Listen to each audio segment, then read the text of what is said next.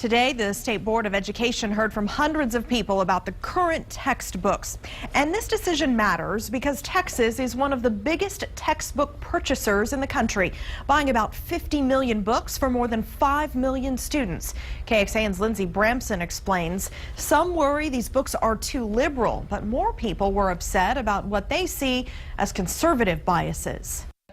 Hundreds of people filled this room, all with the same goal, to have the most accurate history books in classrooms. Don't color everyone with the same color brush. Many argue current social studies books being used in public schools all over Texas aren't diverse enough. Dalia Lugo, an associate teacher in Houston, is fighting for more pages on Latino history. It's getting very sparse here, and we're barely hanging on with our little fingers on the little cliff here.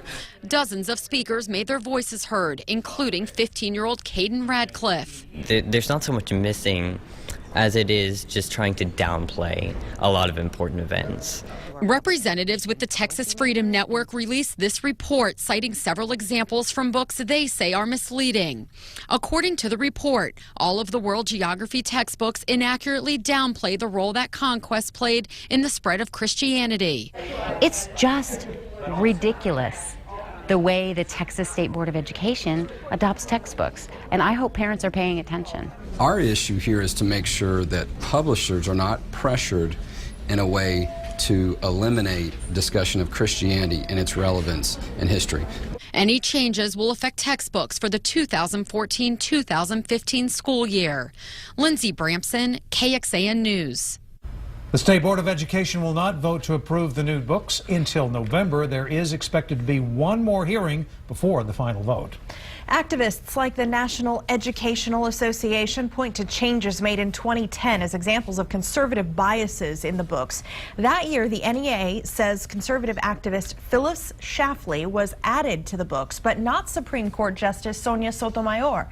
The NEA says references to capitalism were removed and replaced with the less criticized phrase free enterprise. And according to the group, the word slavery was replaced when talking about the trade that brought millions of African slaves to the Caribbean and the U.S. Instead of the transatlantic slave trade, it is called the Atlantic Triangular Trade, referring to the routes many of the ships took. We reached out to UT History Chair H.W. Brands about that third change. He says while the triangular trade is a term, using it in place of slave trade is a bit of a cover-up. Some groups, mostly liberal advocates, argue textbooks here have a national influence. Since Texas buys so many books each year, only California has as much of an impact. Still, publishers say a national textbook influence is muted.